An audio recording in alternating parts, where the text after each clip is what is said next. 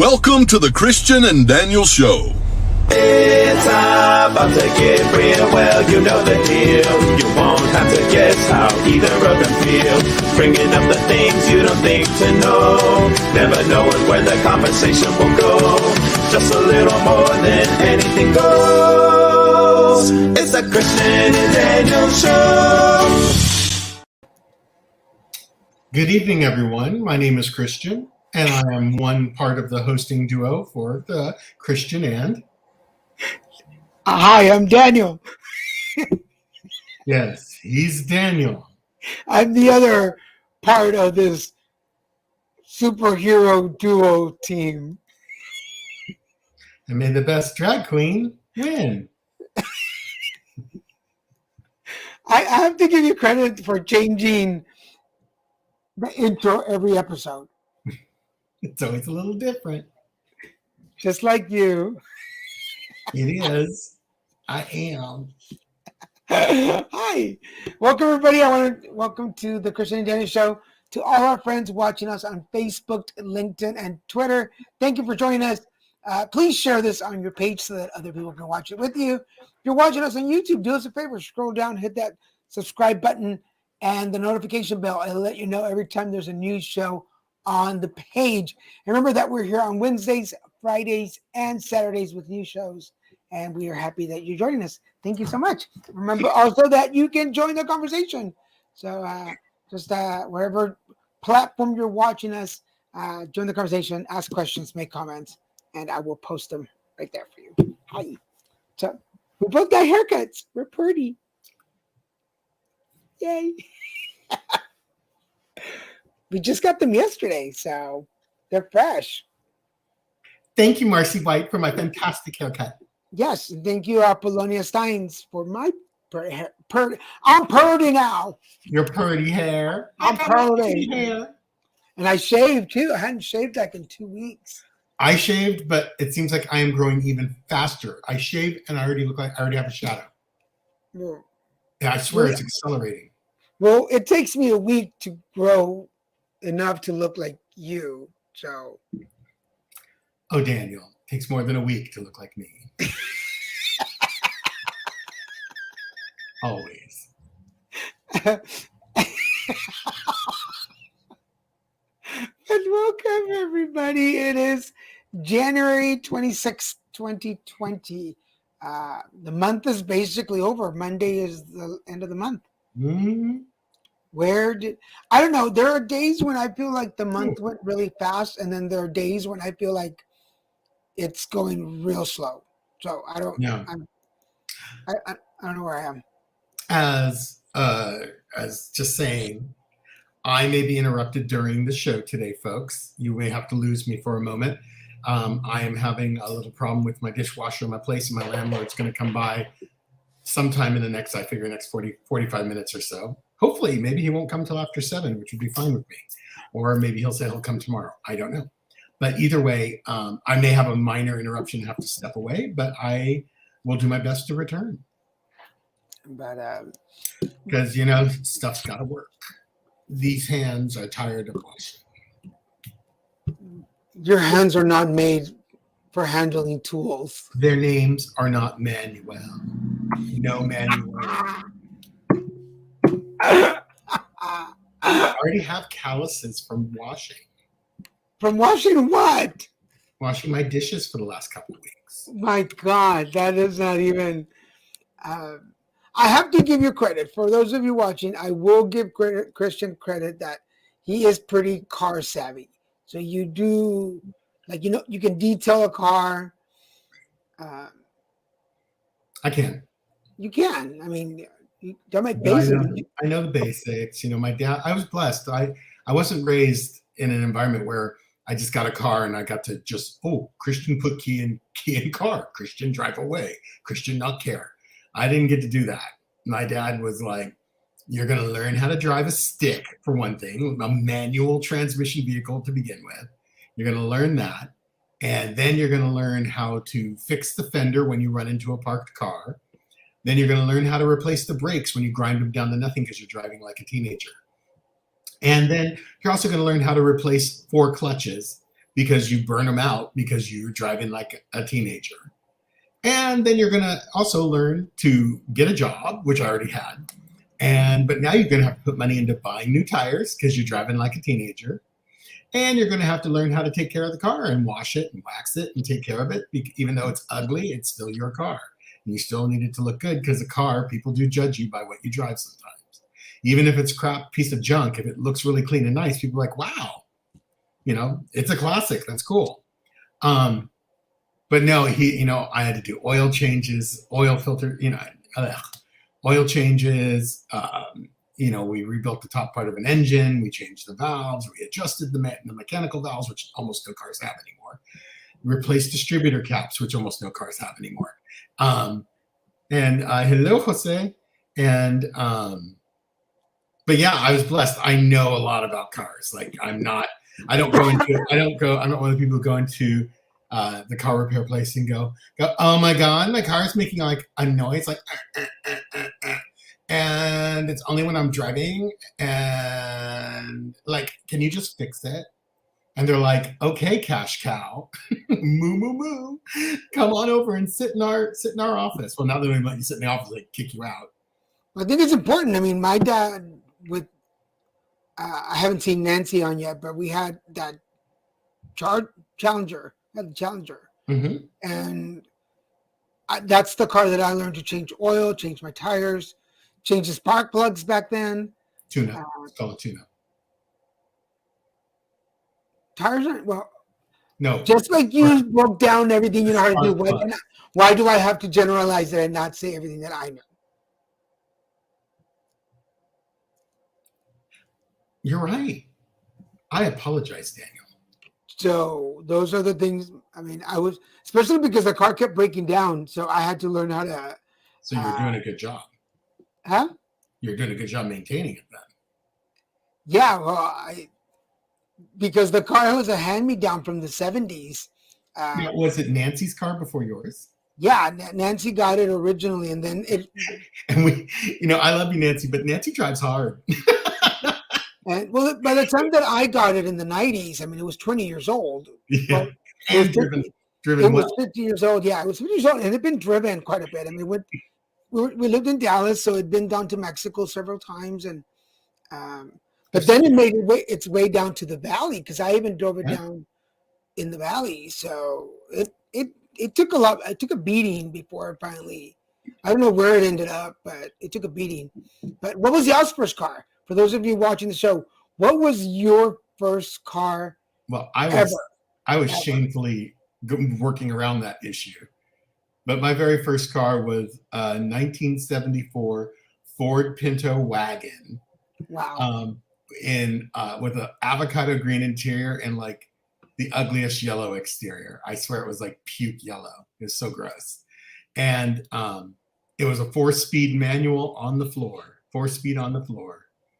And 4 big speeds, 4 gears. So yeah, it was not the most glamorous vehicle to drive. Yeah, ew. But I think my dad wanted that. He wanted me to have the real horrendous POS because one, he knew I was going to just thrash it and destroy it. So why get a kid a nice car just to thrash and destroy when you could give him a piece of junk and who cares if it gets thrashed and destroyed? Like at one point it had a light blue fender, which didn't match at all, but it was the right fender, right fit. And eventually I was able to save enough money to get the car painted, even uglier color. I got it painted like, what's beige, like some real plain beige. Like it was so bad. I don't think I've ever seen a beige car. It was like cream beige. It was not a normal color, but it was just so bland. They should call it like cubicle beige. Yeah, there you go. That's exactly 1974 Plymouth Duster. I know exactly. My mom's handed me down and left me stranded everywhere. I know what you mean. You mean. Mine, well, like I said, mine was a 1978. Was it Charger? Was it Charger? Challenger. It was a Challenger. Because you showed me pictures. It's a Challenger. It was a Challenger. Mm-hmm. And it was a mix between orange and And red. red, orange. Oh, here it is. I found a picture. Of our car. Yeah, that's how I know, because you've shown me the picture. I know that's a Dodge Challenger. Here, I'm gonna. They kept kind of the same body for quite a few years into the early 80s. And then they updated the front end a little bit to look a little more sporty. Because my friend Toby, his whole family was like, they had that too. Yeah, that exactly. See, I think that's a smart looking vehicle. That was our first car. It came off the showroom. Like, how scary is it? It's a 3-speed automatic. Oh my god! It came off and it was beautiful. Oh, yeah. I definitely got some looks, except when it started getting older and then it wouldn't start, and you had to buy those little cans of spray so it would start. The starter fluid. Yeah, in the what is it? The carburetor. Yeah, and oh my god, it was. But although I do remember, this is where it paid off. There was a park in Dallas where like a lot of gay people would hang out at the park, and you would go to meet people, and every once in a while it wouldn't start again. So guys would be like, "Is it not working? You need some help?" And I knew exactly what to do. And I'd be like, "Oh yeah, can you help me start my car?" Like, I don't know what to do. I don't know what to do. Yeah, but I always knew what to do. Like I had it done. But it did. I mean, it did drive. I mean, it had a little. Oh yeah. They did. Oh, those Challengers weren't that bad a car. They weren't super reliable, but they weren't dogs as far as power. They were pretty good. Now, I remember that the thing that I most like, the thing for me that was like the ooh, was that on the seat, it had this little knob that you turned, and it brought up this like rest on your back, so it held your back up a little bit. Like, I thought it was so fancy because it did that to the seat. It was really cool. So anyway. Oh yeah. So what about you folks? Everybody watching? What was your first car? What was your first car? What was your experience like? Then after that, I saved some money, and my second car was a two-door gray Mustang.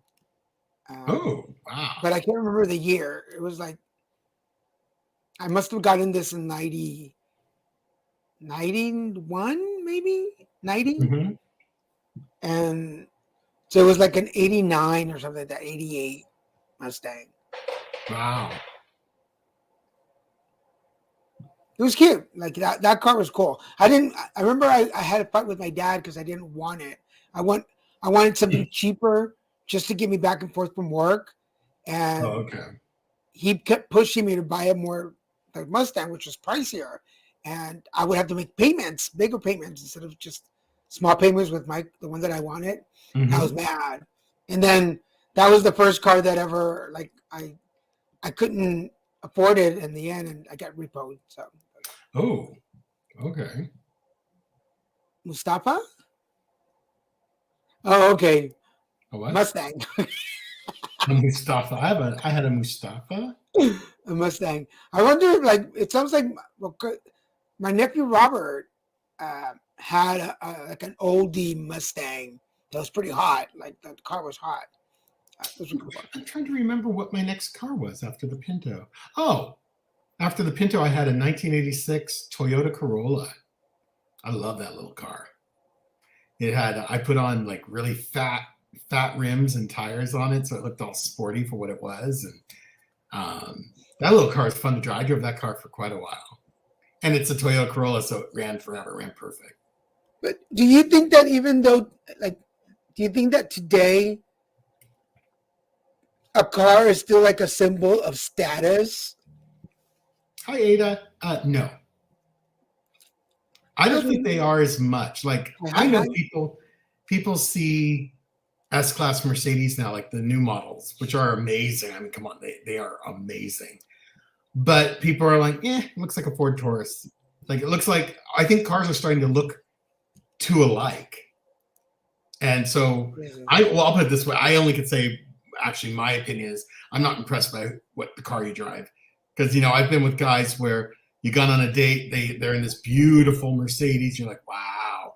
And you get back to their apartment and it's empty except for a mattress on the floor because that's all they do is make car payments. That's an interesting comment. If you're a dude, the car makes the man. Because, like, before Betsy, which is a Scion, millennials and younger generations don't even own cars. They don't even care about, half of them don't even have driver's licenses. So I don't believe the car is important at all anymore. Muscle cars. Now, I agree. Now, when I originally had the not the Mustang, when I originally had the Miata, Howard. Like Howard, it was convertibles. Yeah. When I first had my Miata, I did, especially in Houston, chick magnets. Yeah. Or Chico magnets. But then after a while, like here in California, it wasn't the attraction that it was in Houston. In Houston, well, yeah. Yeah. California, they're a dime a dozen. Yeah, but my Scion, California. Yeah, the Scion XV Betsy, I feel a lot of attention. Yeah, she gets a lot of attention, and I feel like an adult in that car. You feel cool. Yeah, I don't know what it is. Like, yeah, Chico magnets. I don't know what it is. Like, Betsy is the first time that I feel like I have an adult car. Yeah. Well, she's useful. She actually has utility, which is a very adult thing. She's not just for a car that you drive. She carries a lot. She holds a lot. Gets good miles. Super reliable. She looks so cool. Those rims you chose. Those I think made a huge difference in putting in the daytime running lights I had installed. Yeah, the lights. I think the lights in the front is what a lot of people notice because most Scions don't have that. They don't have that, yeah. Or maybe probably not any of them. Well, the newer ones have it, but they're not the same. They don't look as good. But it looks, and then now with the new headlights that you put on, it's really catching. Oh, the LEDs are so bright. You were behind me. I'm like, oh yeah, that's what. And I don't notice it much because I don't drive at night as much. But when I do now, I do notice, and it's way brighter. But I mean, I've had people in parking lots compliment me on Betsy. Mm-hmm. Particularly when she is waxed up and shiny. Oh my God, she looks like a show car. She looks like something like you expect to see at a show. I would love to find like a Scion XB gathering and drive to it and show her off for a little bit. She's a showgirl, my Betsy. Oh yeah. She's partying. She is. I did not have a lowrider, David. I didn't know anyone did because I grew up in Whitesville. White people just don't do lowriders, but I've seen a lot here. When I lived in Dallas, I went out with a couple of guys that had lowriders. Because you were a lowrider. And my nickname in college was Lowrider, if you know what I mean. It was not. Let's not start any rumors with that one. I was not nicknamed Lowrider. But yeah, well, in Dallas, they were common. I mean, it was like you could find. I imagine they were, yeah. Particularly, depending on the neighborhood you lived in, you probably see more of them depending on where you live. Yeah. Hello, Nancy. Hello, Nancy. We were just talking about you. Yes, your car you had, your old Challenger. For everybody joining the conversation just now, we were talking about what was your first car? Do you remember your first car? What was it? And because I don't think I even felt like an adult. Oh, she. Whoa! No. I think a question I have is, what's the most unreliable car? Like, have you ever owned a car because it was cool, but not because it was reliable? Like people drive, like here in LA, everybody in production, if you can afford even a used Range Rover, Land Rover, Range Rover, you drive it because it's such a status symbol in the production business and entertainment. And they are the least reliable cars ever built. Like literally, they spend more time in the shop than they do under the seats of the people who own them. But yet people still buy them, and they still have like 80+% brand loyalty. Like people get rid of the one that's broken and they buy another one because it's weird and it makes zero sense. There's no logic. Everybody knows they're completely junk cars, but because of their status in the entertainment business, people keep buying them. My most unreliable car, in fact, I was living with Nancy, and I was living in their house during this time. Dodge Colt. Yeah, the little hatchback Dodge Colt. I love those cars. Because the clutch kept going out. I was having trouble with it, and it was such a. I think. Okay, so here's energetically looking back. I think energetically speaking, I didn't want to. It was all I could afford at the time. My boss at the time gave me a raise. I mean, gave me a loan to buy the car.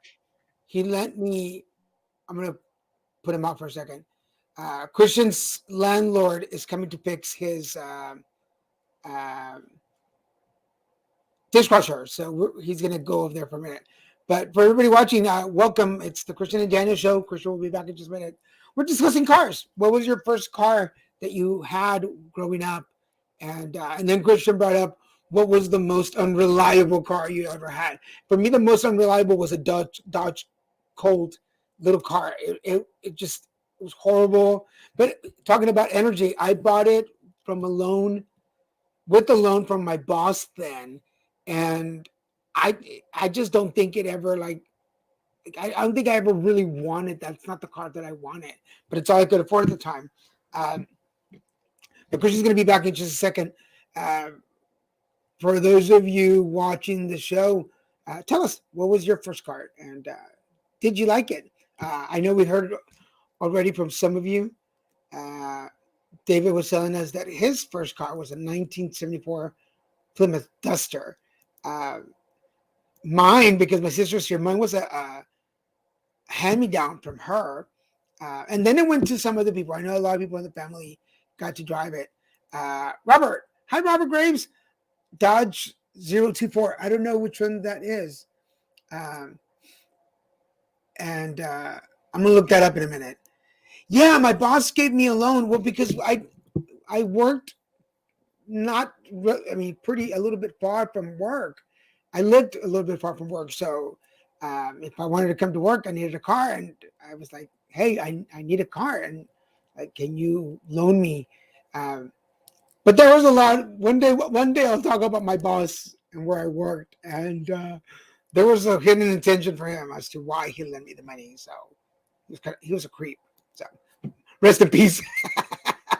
I'm curious about a Dodge 024, what that looks like. Dodge 024. Oh, okay.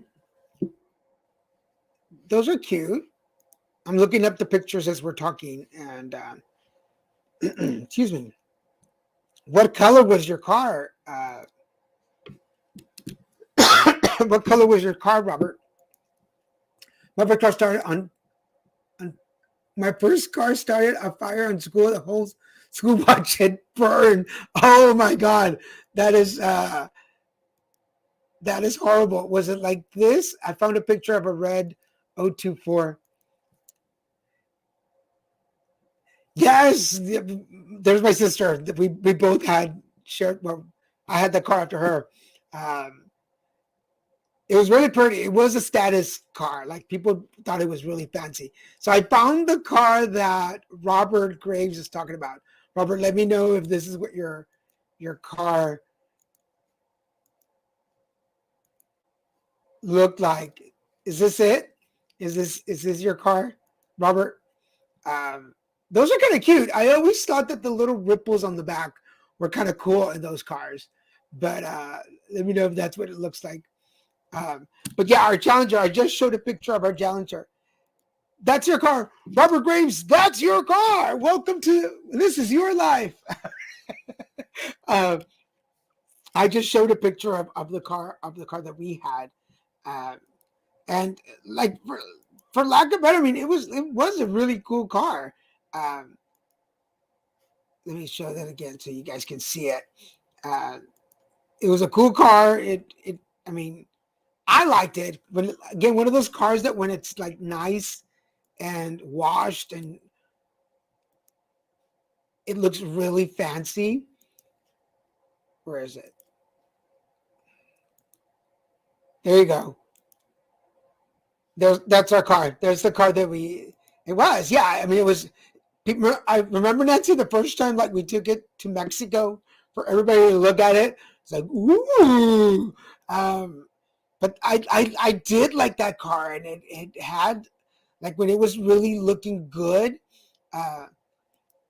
Yeah, it was 4-cylinder. Yeah, it did not have power. I mean, it's kind of like me, pretty but not fast. uh, it gave the impression of being really ooh, but it wasn't. But hey, it did its job for many years. I mean, it was in the family. It was 1978 car, so we must have gotten it in that year, 78, 79, and then still in the 90s. It was still in the house because I drove it in what 92, 93. No, 95. So it pretty much lived with us for about 20 years, right? So it's a long time for a car. Uh, but my car now, I really like Betsy. I like the car that I have now. It makes me feel like an adult. Uh, it, it makes me feel grown up, which other cars never did. Not even the Mustang that I had for a while.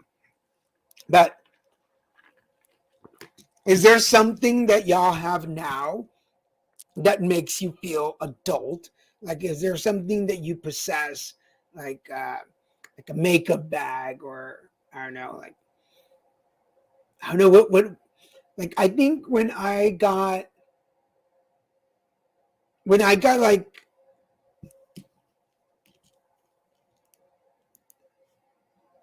my Harley. Oh yeah, the Harleys. Is that yeah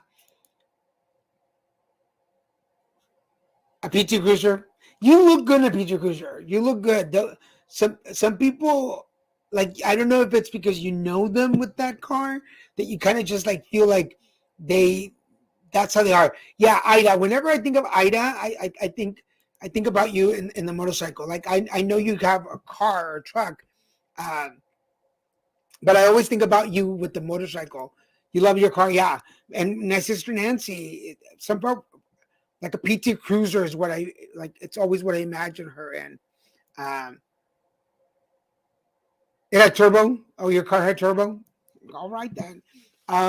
Like when I first met Christian, he had the big truck. I think it was a Ranger, um, and then he got his dad's, and that's what I've always pictured him. Like he's gonna come back in a minute, but like his XB little blue car, sports car.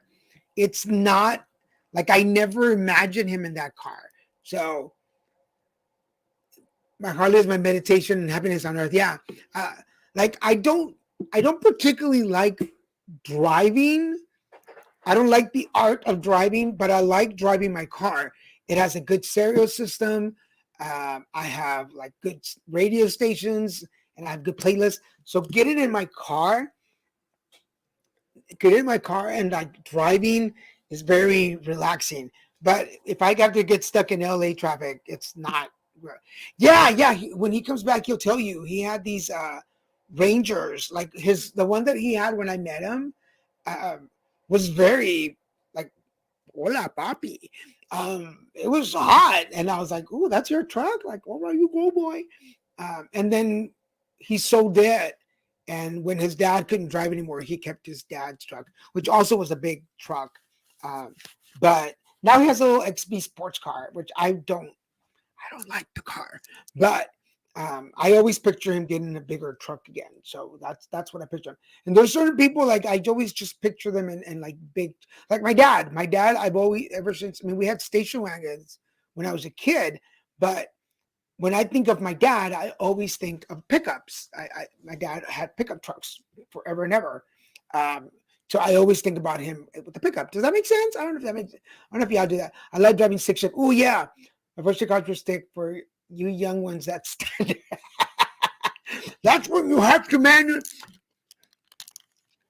That's when you have to manually shift into going to get into gear, then kind of get into gear there first. And for the first one, that's paddle shifting, no clutch.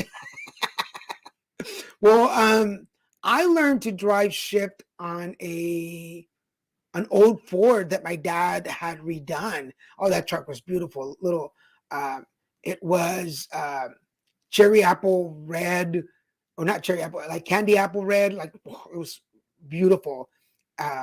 And that's how I learned. But my Miata was a shift. And ooh, man, when you were on an open highway and it's just empty and just shifting, especially if I was driving up to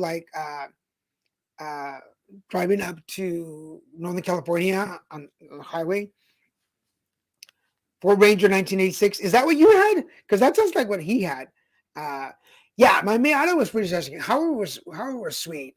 We sold it because we just had we had our cars now that I needed, and the Miata was just getting in the way. But Miatas are sexy. So, oh, that's how you learned to drive a stick on the Ford Ranger 86. Got you. Yeah, and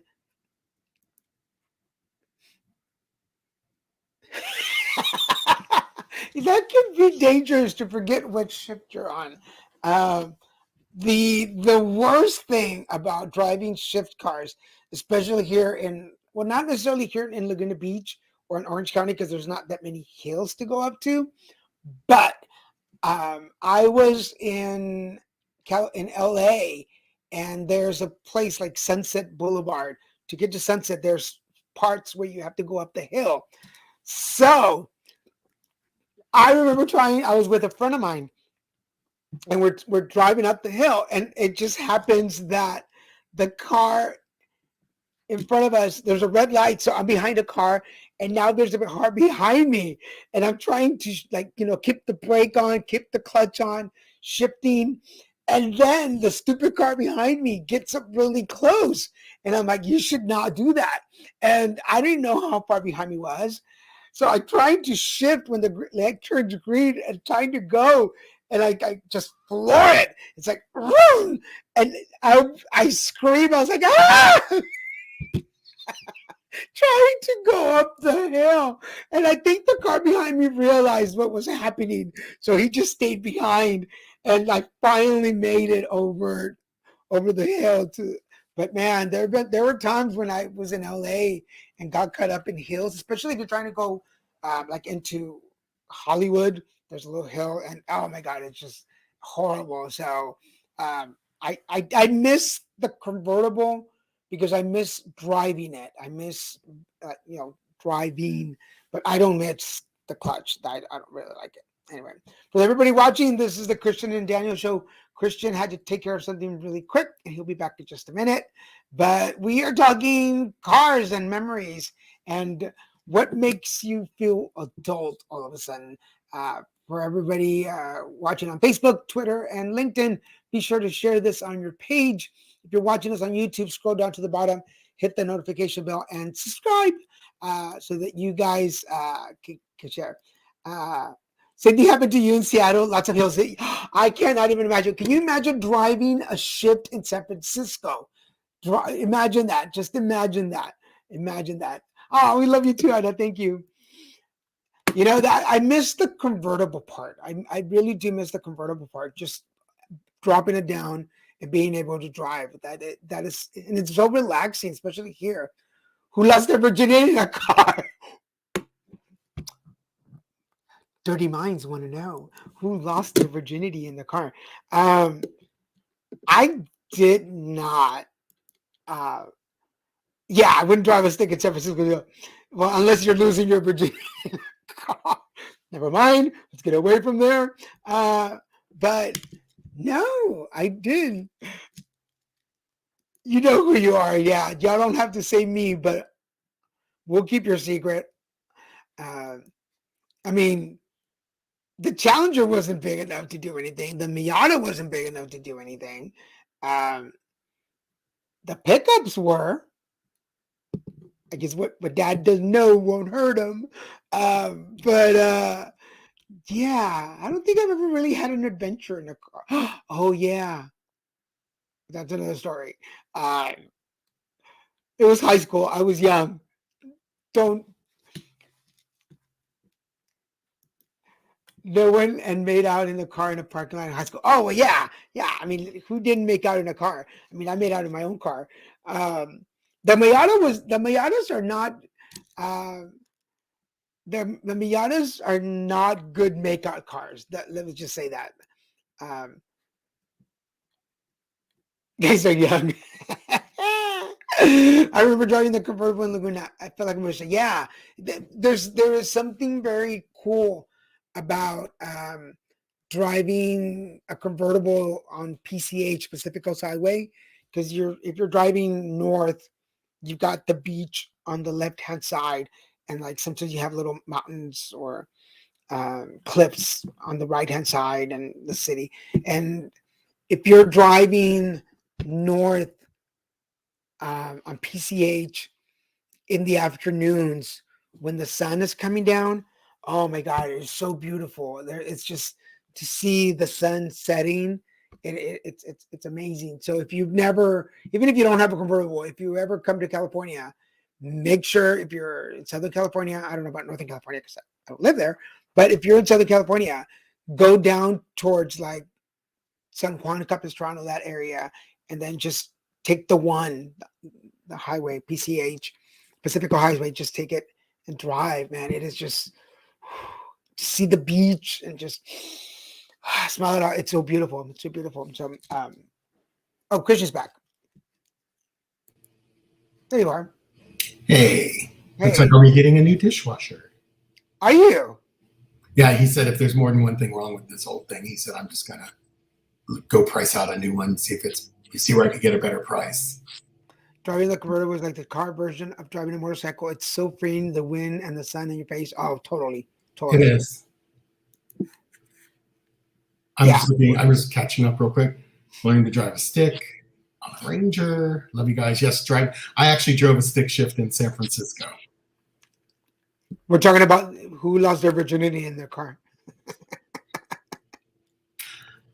Actually, I did. I lost it in a 1988 Pontiac Sunbird Turbo. On the top of the hill in Berkeley, they have this hill, Grizzly Peak, and it has a big radio tower up there. And I went on a date with this really amazing Australian kid, and we went at each other like two starving lions looking over a carcass. Deer. And it was all foggy because we're up high, so the fog rolled in. You couldn't even see any other cars. It was crazy.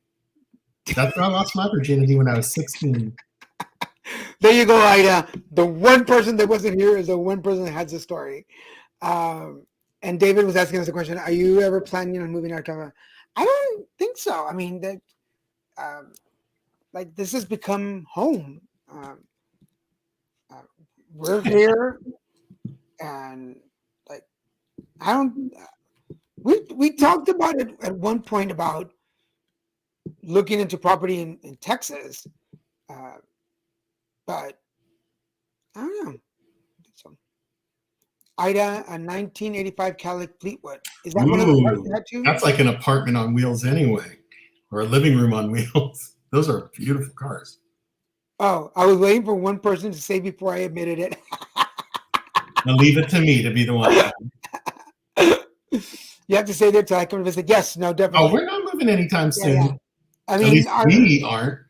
Our next project is to move in together. I mean, we have to do that first before we even think about moving. I know. Yeah. What is it? Oh, Moved you on. lost your virginity in the 1985 Cadillac Fleetwood. Mm-hmm. Well, Cadillacs when they downsized. Aren't those Cadillacs like houses basically? Well, this is when they downsized them in 85. Moved to Austin. Austin would be like the closest thing to living in LA, probably. Austin is pretty trendy now, so. Oh yeah, we've been there. Yeah, no, we haven't been there. Yeah, but not right now. I mean, there's so much more that we want to do professionally that would benefit us to be in California. So, But you never know. And I never say never. Do not know what's going to happen next. no, we don't say never. We We thought just about say- it at one point, then things changed and we just stayed here. And who knows? But who knows? Who knows what the universe? Yes, Cadillac was like having a hotel room for a high school kid. Any Cadillac, yeah. And they were comfortable. Big back seats, big bucket back seats. I guess a minivan would be the equivalent of that in today's world. Don't ever give your teenage son a minivan. Because do they still make Cadillacs? Oh, yeah. Beautiful cars now. But are they as big as they were before? They're big by today's standards, but not big by the 70s or 80s standards. I remember, they're much more sporty than comfortable now. My first partner and I had a van for a while, and it was a shipped. Did you have candy in the van? No, but it only had 2 seats up front, and that was it. And that was it. It was just a big mattress and living room in the back. Close enough, but it was a shift. Oh, manual, but on the column shifter. Yeah, I never learned how to drive it, and it's pretty easy. And then it broke down, and that was it. We pull in for clutch and shift down for gear. So I hated that car. I would never. I wouldn't want to drive. I've only driven one once, and it's not. If you're not used to it, it's kind of uncomfortable. I like them on the floor. It feels sportier, like driving Howard. Ooh, did I have some fun driving Howard? Well, you know, we got him all fixed up, and his engine, everything was running right. Oh my God! I remember I took an on ramp, one of those twisty on ramps at like 90 miles per hour, and he handled it no problem. He was like, "What you got next? What you gonna do?" He was a rough boy. Mm-hmm. He was awesome. That little bugger, and he can move out. There, once you hit the right gear, or if you shift it down at the right moment, that little car, you could outrun a lot of cars. Because he only weighed like 2,000. He was like a ton. That's nothing for the power to weight ratio. Well, I was telling them where you were gone that I drove up to Northern California a couple of times in it, and driving down those clear passages, like you just speed it, man, with the top down. Oh my God! What is your dream car? Ooh. Oh, Daniel, you've talked about your dream car, but I don't know if it is your actual dream car. Well, there's a couple of things. There's a couple of them that I really like, but my dream car is I want a pickup. I want an F-150 dual cab. Oh, one of those crazy big ones. Yeah, I want a fully loaded F-150 dual cab, gray, charcoal gray pickup. That is, but my dude dream car is those Dodge Chargers. Those the ones. The Charger? Yeah, the big Napoli cars. Those are. Remember, we drove one of those. Well, we've driven both. We've driven the Challenger and the Charger. It just depends on which one you like better. I can't remember which one it was that I got to drive. And the one that was kind of retro looking, is that the one you're thinking of? Well, we had a red one once. Oh, then that's a Challenger. That's a Challenger, yeah. The current Challenger. Yeah, and we drove it. I forget where we rented it, and I was able to drive it. Oh, we were in Texas, I think. Oh no, we were in Bay Area. Bay Area, you got to drive it. And it was like, whoa. Oh yeah, and it was a V8. It was it was a real sporty one. Just rattle. Oh, baby. I gotta admit, I wouldn't mind getting a convertible again. I just want it to be fully powered. I don't want the rustic convertible. I drove a brand new Mercedes E-Class convertible in the Bay Area, and it was winter, but it was warmer. And that car, no blind spots. It was because it had all the technology, like you weren't going to hit anything. So, and the top went up and down so quick and quiet. I would love to do a Mercedes E-Class coupe convertible. That would be a dream car for me. If I didn't have to think about how much it costs for an oil change. But if money meant nothing. Oh, I was Yep. going to say Mercedes convertible, but Nancy I and I are want on the same the, page. what was it's a Mercedes Jeep, right? The one that we saw once that I said, oh, I want Yeah, that. you like the G-Wagon. It's called the G-Wagon. The G-Wag. Ah. G-Wagon. But hey, her Mercedes, remember her E-Class Mercedes that Carlos bought down here in LA? Say it again? Remember the convertible that she did have, the E-Class Yeah, convertible? yeah. That was an earlier model of what I was talking about. I got you. And that's the one that Carlos drove from here back down to Texas. I used to, when I was younger, I would go and. I did that too when I was younger. I wouldn't do it now. Now they're begging you. They'd give anyone the keys to drive. They think you might buy it. But I've been lucky that when I've had to rent a car, I've gotten cars that I would not have looked at and test drive them. So by the way, I was able to gift my President's Circle membership, even though we're not using it because we're in the age of COVID. But I was able to gift it to someone, and I gifted it to you, hon. So you're President's Circle with Hertz with mine now too. So, but yeah, I think Daniel and I have been blessed that Hertz carries a really nice fleet of cars, and that because of my status with Hertz, we've gotten some pretty amazing cars. Like we got to drive what used to be the biggest Cadillac that they made, the XT6 or something like that. And we drove that in Florida, and that was a pretty comfy car. It was pretty nice. Definitely had all the amenities, which was beautiful. But we've been blessed to have the very sporty cars to really nice luxury cars. Like the one I have never forgotten was that one Thanksgiving when we drove up to Northern California and we got the Mercedes, the full-size Mercedes GLS, the really big one. You remember that? Yeah. Oh my God, that was a beautiful car. We both liked that car. We were like, okay, because remember we opened the doors and it does the Mercedes logo on the ground. Yes, well, that's when I was not. I'm gonna admit that I was never like knowledgeable about like the differences in cars till I met you. I was never like it just. And I think because we rented cars and it gave me the opportunity to check out different cars. To experience them. Yeah. Are you ready? Oh yeah. I forget I was gone for a bit. Oh, the SL convertible. Yes, Nancy. Woo. Okay. My pick of the week is The Circle season 3, which is the current season. It's hosted by Michelle Buteau, and she was a long time stand-up comic, so she's pretty funny, and she has a lot of attitude. And because it's on Netflix, of course, you have cussing. There's no censoring. What people say and what they do is what happens. The Circle is a show that's about social networking world. They put all these people in a building. None of them they don't meet till the announcement of the winner at the very end. And the people who go home before the final they usually meet, or who knows what they do outside the show. But the show is basically like they're all put into this world where none of them actually meet IRL or in real life, and they all are trying to get ranked high so they could be influencers and choose who gets blocked or knocked off the show. And it's just really funny to see all these different personalities. And some people come in and they catfish. They like if I went on, but I wanted to say I was, someone else, because I don't feel, I feel like people would react better to an image of some other person other than myself.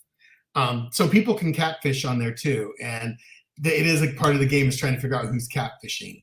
But it's really amazing. There's a lot of dynamics that I couldn't name all of them that they do that makes the show really entertaining. So I highly recommend The Circle, and start with season 1 and just go through to season 3. They are very bingeable.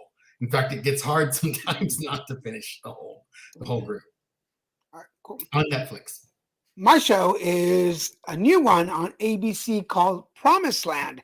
It is a story of an immigrant who obviously comes to the States from Mexico and goes into the winery business. So he makes wines, and all about the cool thing, it has a mixture of old primetime soaps like Dynasty and Dallas, but it also has a little bit of novela in it, with a little bit of the cheesy, with a lot of twists.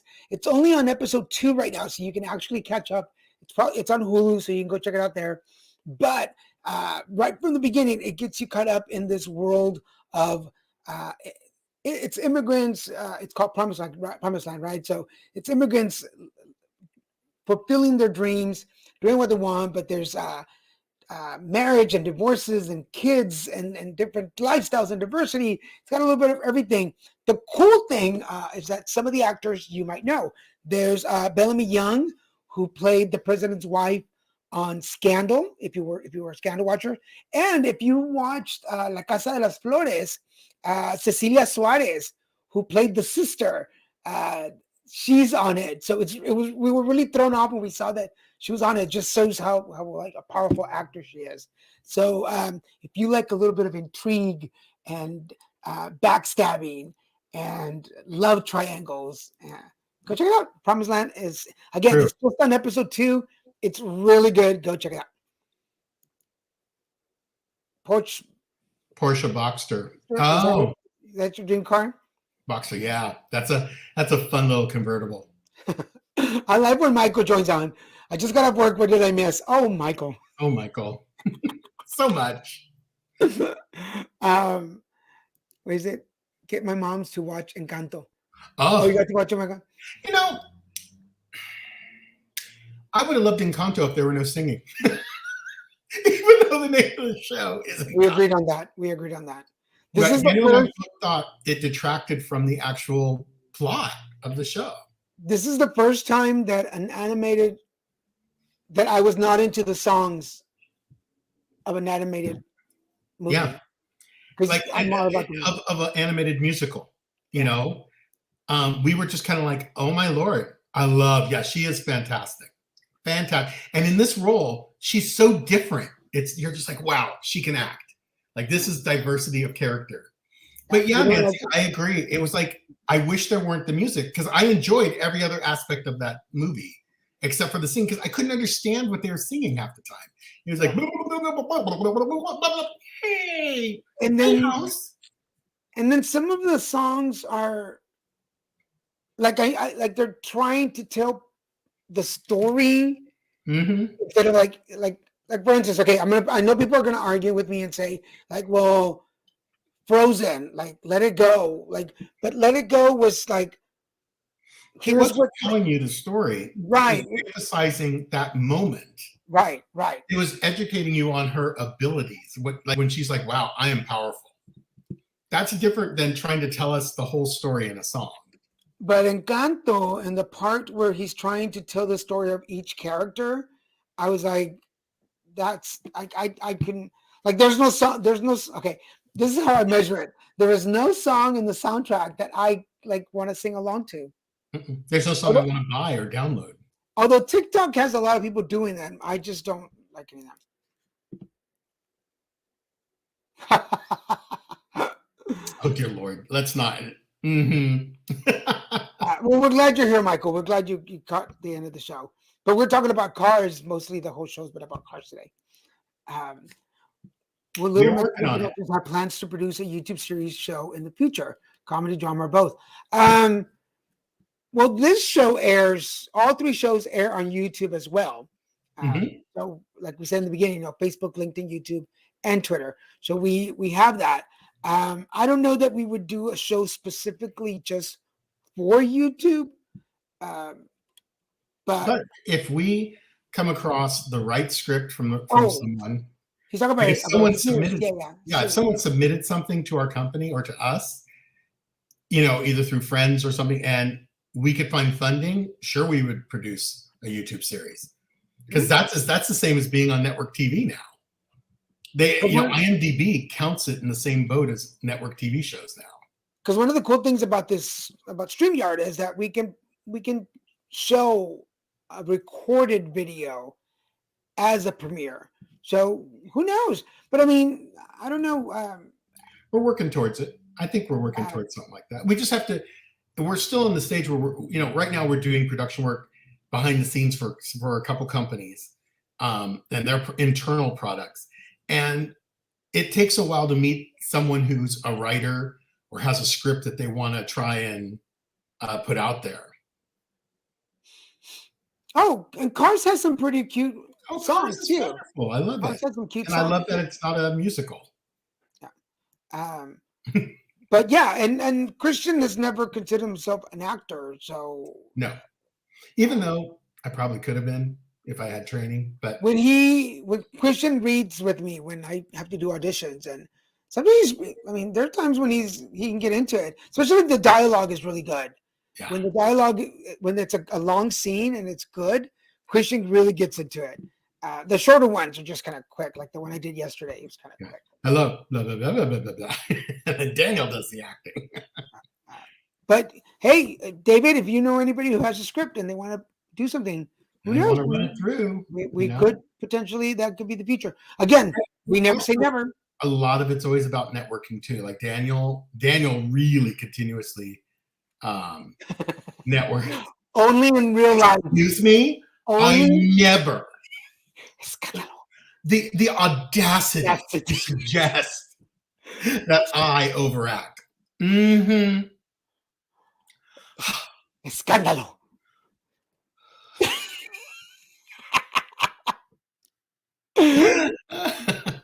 Anybody who knows Christian in real life knows that in real life he can overact.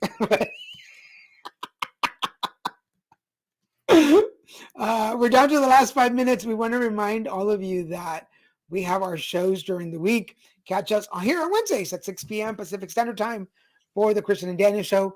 On Fridays, 5 o'clock, I'm back with the Cart Devo.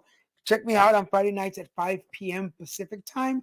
And on Saturdays, with Put It Together at noon with new guests. And if you're watching this show live this Saturday, Martha Ormond or Monday will be on the show, and we're going to be talking about. She's our tax. I thought it was Ormonde. She's always said Martha. I always heard Ormond, but whatever. Well, our friend Martha, which everybody. Our sis Martha. She's going to be on the show talking about taxes. She is our tax expert. So she's going to come and talk about. Which reminds me, I need to talk to her about getting an attorney. She's going to talk to us about what's in store, what's coming for 2022 with taxes. So if you have any taxes questions, if you want some information, join us this Saturday at noon. And if you're watching this on replay, make sure you check it out on any of our 4 pages. Christian would be great on stage. Yeah, he would be a good stage actor. He would. Because you need to overact a little bit on stage. You may get a 3 out of 5. And then what does he say after that? What? Oh yeah, he rates your performance 3 out of 5. No. Go down. Maybe a 2. How dare you? How dare you, sir? How dare you? Yes, Nancy. Martha. She's the tax expert. So she knows who Martha is. She knows that, but she's asking that Martha? Yeah, that Martha. Yeah, that Martha. She is quite the dynamo at taxes, let me tell you. We're very blessed to know her and know her as well as we do and consider her family. So let your friends and family know that if they have any questions about taxes and what to report, But it could be, just remember she's California, and that we do have a totally different tax structure than like Texas. Yeah, but the federal one should be the same across the board. It's the same across the board. Yeah. So, but yeah, if you're doing your taxes this year and you have some questions, that's right. Texas doesn't even have state taxes. Like you don't have income tax. No. That is a nice benefit. A lot of states don't have income tax. I would do Nevada because they don't have any. They have hardly any taxes because they work on a gambling economy. That would be awesome. So I'm excited because there's a lot of people that I know that are self-contract who started their own business last year. So you might have some questions about things like that you might want to. Could I place a question in the conversation about the law of using apps like Memo? Ooh, that's a really good question. I know Venmo you can be taxed on now. I've been told that's a change. Cash App I don't know, and Zelle I haven't heard anything about.